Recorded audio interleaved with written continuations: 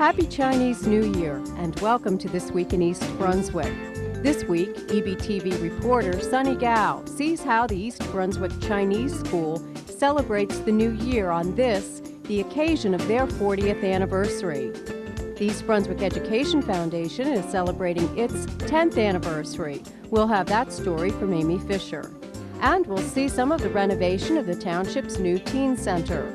Also this week, we'll hear what librarians from Russia think of our library here in East Brunswick. And we'll have a summary of the town council meeting. Stay with us.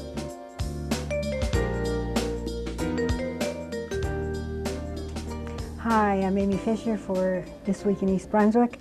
The East Brunswick Education Foundation is celebrating its 10th anniversary this year, and I'm here with two of the people who played major roles in its creation, Dr. John Kopko, former superintendent of schools, and Judy Litt, who's been a member of the Board of Trustees since the beginning and also served as past president. So John, we'll start with you. This all began actually with a committee you started back in 1991. Could you tell us about that?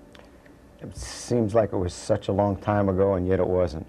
1991, we started what was called the Partnership Steering Committee. In fact, it really was born right here in this library when you and I came over and sat down and talked about some of the ways where we could perhaps involve more community in what was going on in the schools, as well as corporations and private industry.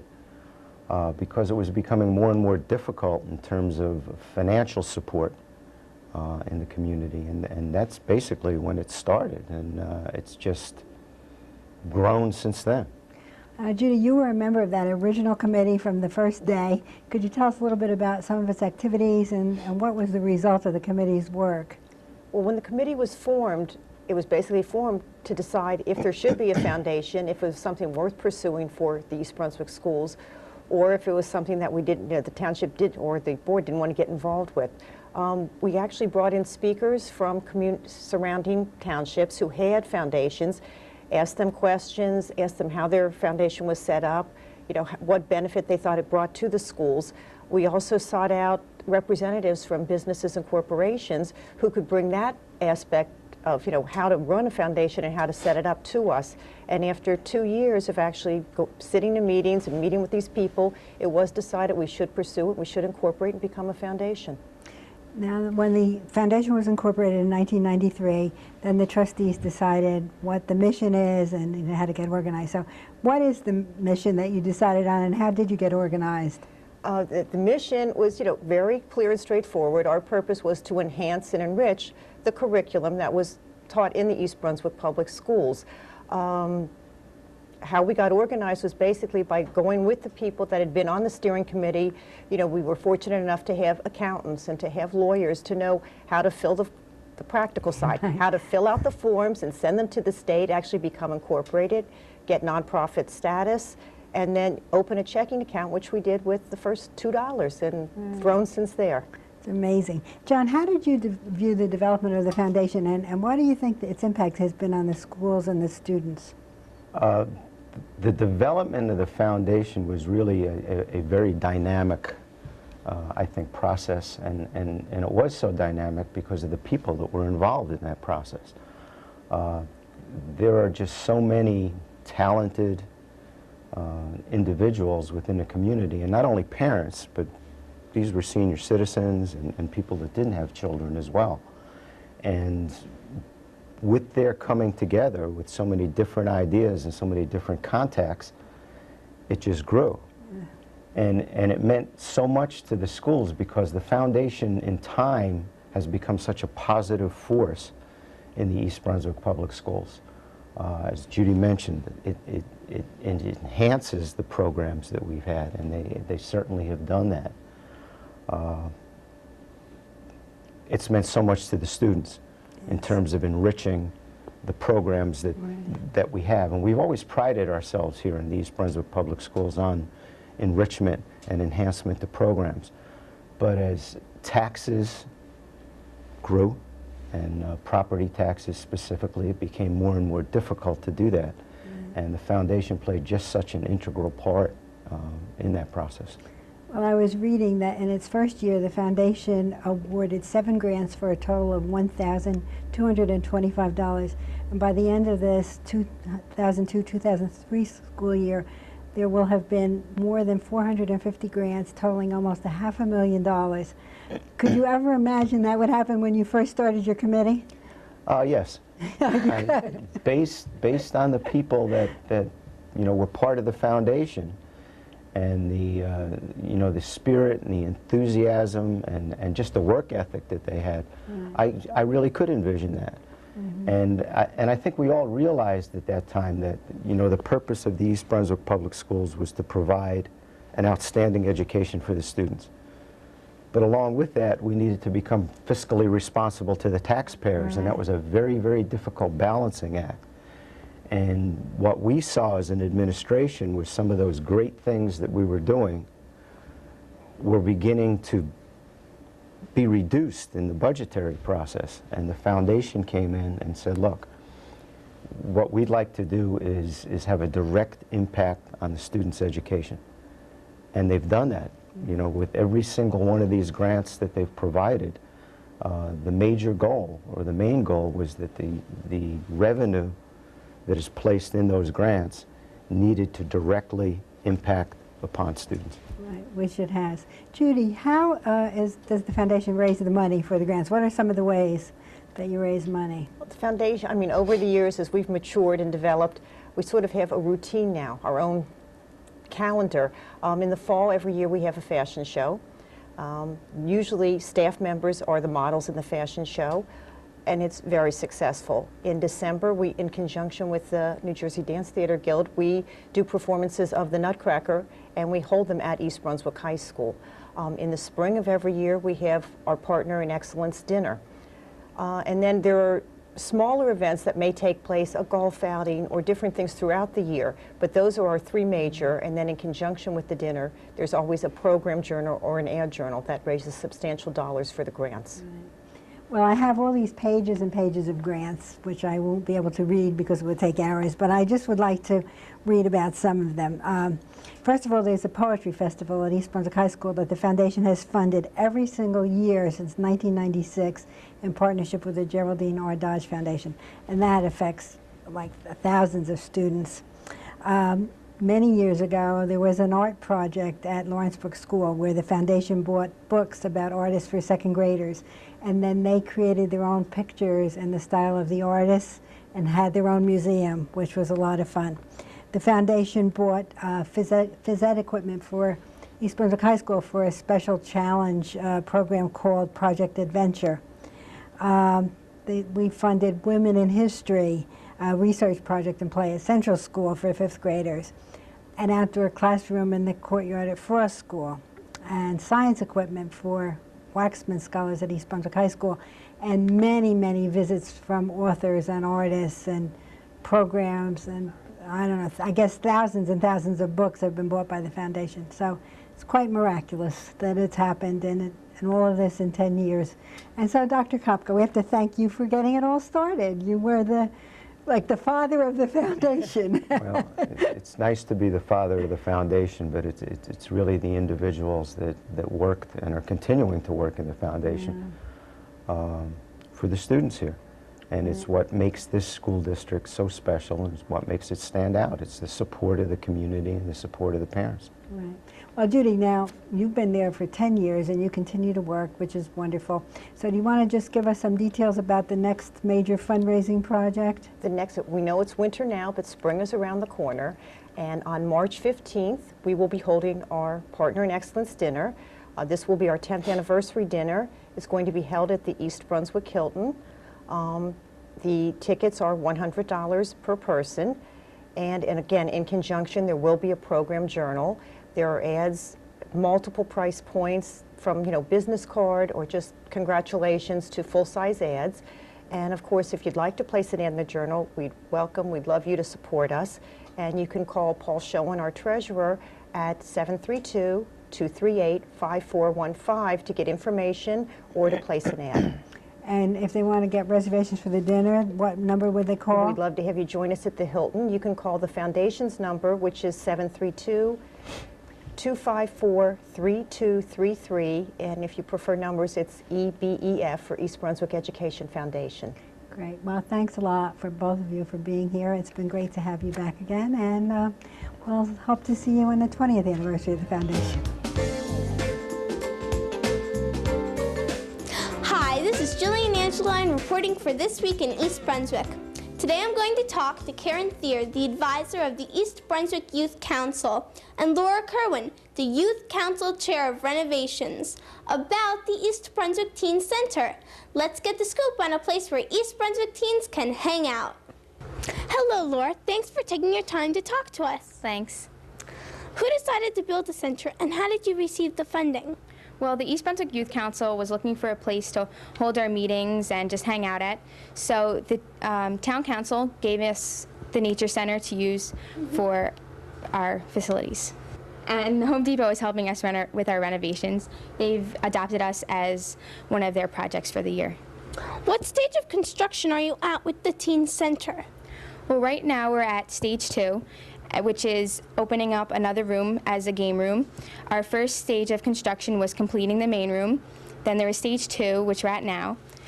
Stage 3 is renovating the kitchen, and stage 4 is opening up another room, which will put a pool table. That's a good idea. What's your part in the building process? I'm the chairperson of renovations for the Youth Council. Are you still looking for some help? If so, what number would you like viewers to call? We'll always be looking for help with renovating the Youth Council Center.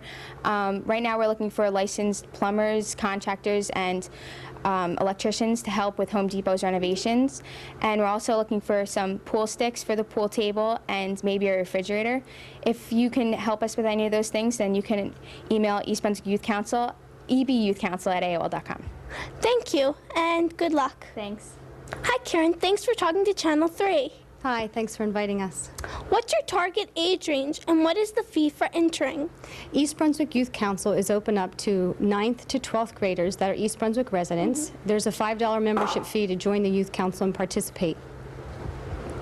What activities will be available? The East Brunswick Youth Council provides social recreational activities, community service projects, among a varied other things like human relations, environmental stuff. At the Teen Center, we're going to have a ping pong tournament, a catchphrase tournament, a whole bunch of other activities here for them as well. They sound like fun. At this center, will there be supervision? Yes, East Brunswick Youth Council parents chaperone the Teen Center, which is open on Friday nights from 7 to 11 and Saturday nights 7 to 11. How do you plan to attract the teens of East Brunswick? Right now it's been word of mouth. Everybody's been telling their friends about East Brunswick Youth Council, so we've had a huge enrollment this year because of word of mouth. We also go to the Sentinel and the Home News and EBTV when we have a general meeting. We also put up posters at the high school when we run activities.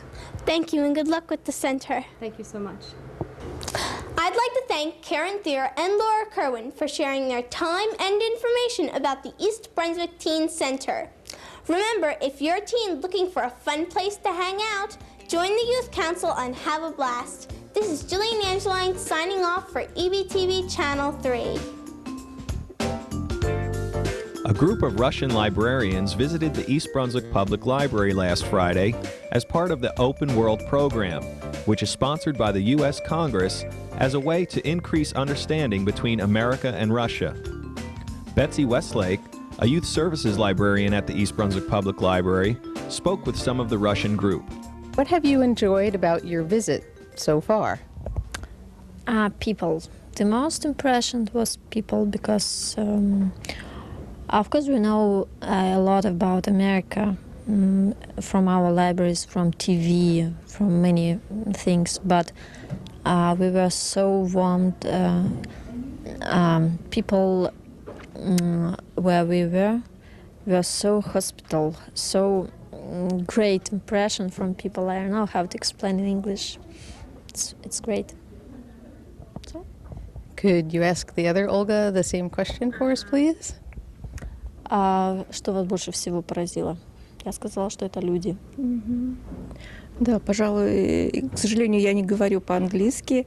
Да, это самое, наверное, большое, приятное, самое большое и приятное – это люди Америки. Я впервые в Америке, и мне просто просто восхитительные люди. She's here.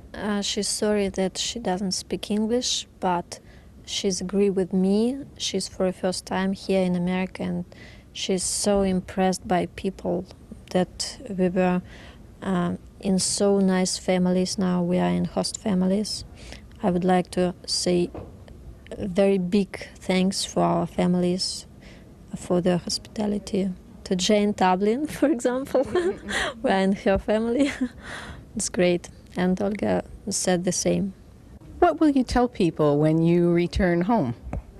You would like I answer these questions, or Marina? You know, I'm for fourth time here in America, and I'll tell them truth. That as for me, I think that we are very similar. And the main thing for both nations, it's family. It's the most important thing, family. You have the same meetings at home as we are, for example, when the whole family are together, all people with children, grandmothers, fathers, daughters, and so on. And it's probably the most important thing for all people from all over the world. It's very important. Thank you. You asked Thank you. Marina the same question? Ага, Марина, что вы думаете, когда вы приедете домой, что вы будете рассказывать людям про Америку? Я скажу, что это замечательная страна. She'll tell that it's a great country, very interesting. Что в ней живут очень дружелюбные люди, и что мы во многом похожи. И библиотечные проблемы похожи тоже. And she'll tell that library challenges are the same in any country. В общем, я буду пропагандировать поездки в Америку. And she'll advise people to go to America and see it their own eyes. At Monday's Town Council meeting, Mayor Neary congratulated the Chinese school for their 40th anniversary. The thing is, I want to congratulate the Mid-Chinese School in East Brunswick for their 40 years of success in our community.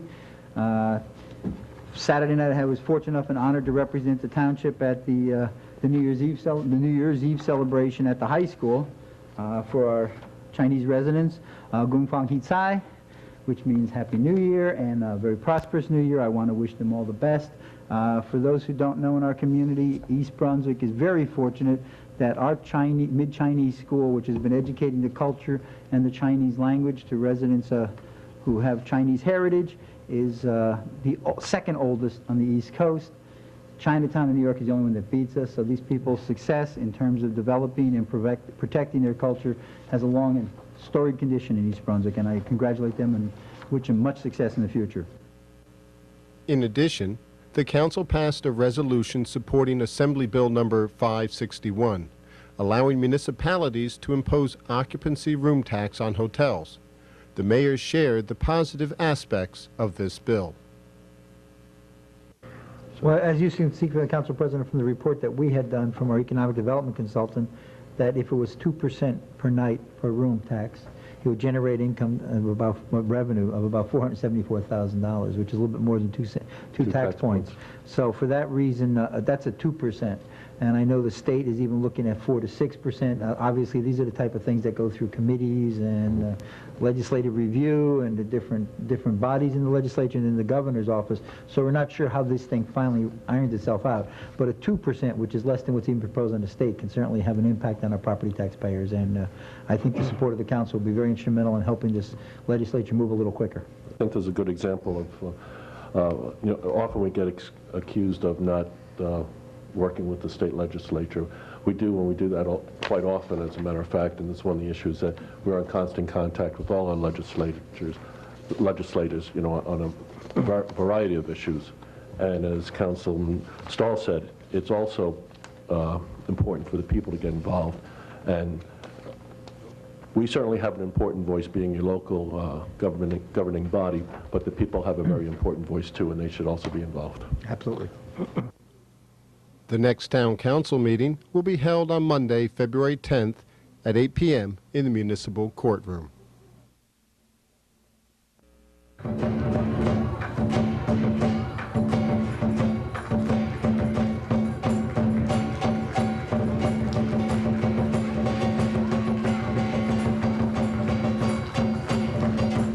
Hi, I'm Sun Guo for EBTV. Today is February 1st, and it is also the Chinese New Year. I'm here right now in East Brunswick High School. Hundreds of Chinese people have been inside the building celebrating the Spring Festival and the 40th anniversary of the New Jersey Chinese School. Simon Chen is the Parents Association of the Chinese School. Hi, Simon. What is the main reason and significance of this celebration event?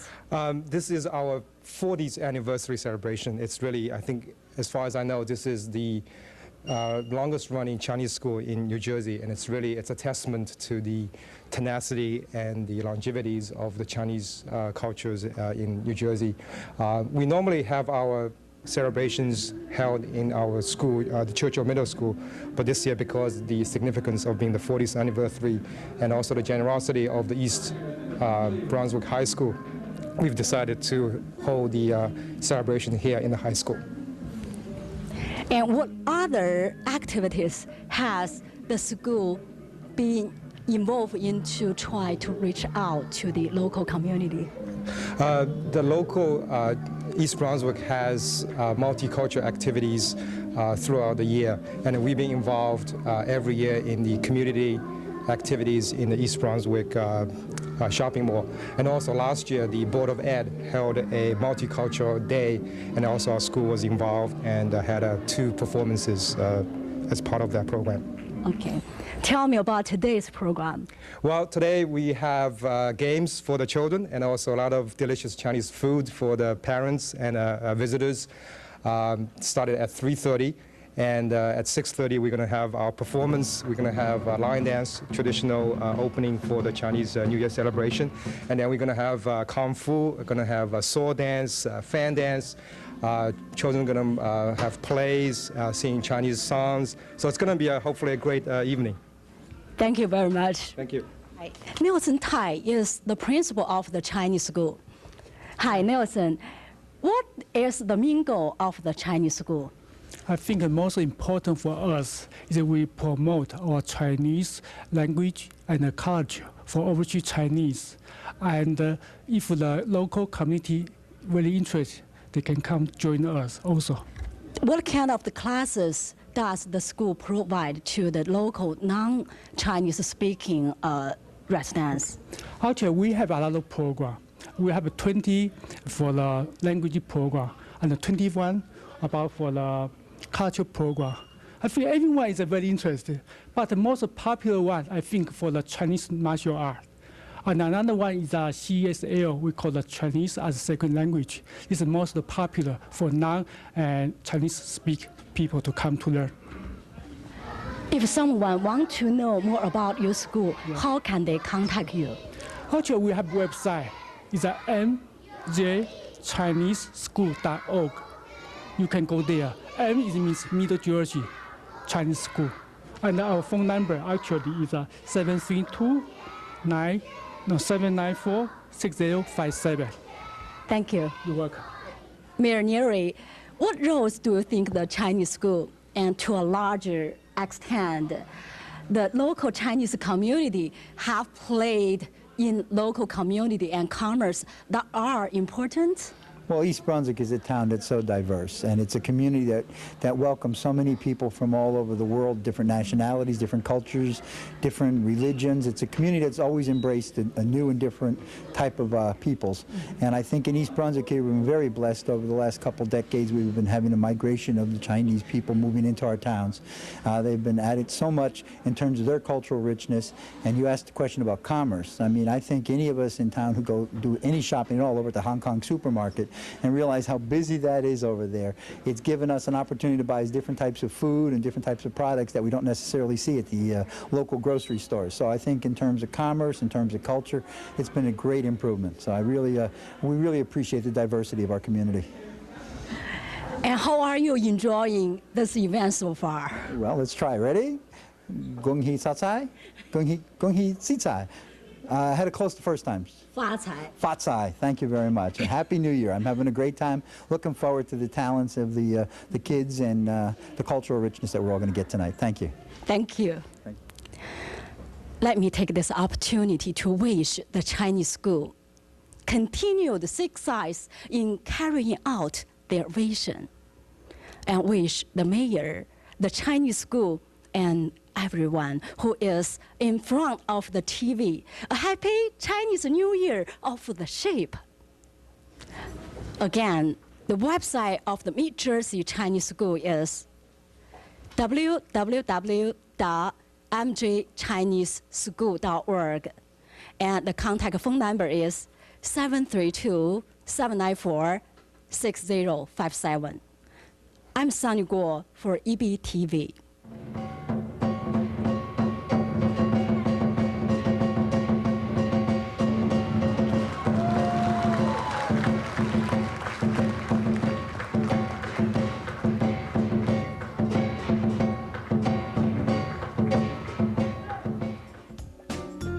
The Senior Center celebrated the Chinese New Year with a luncheon on Friday. Best wishes for a healthy, prosperous new year, and thanks for watching.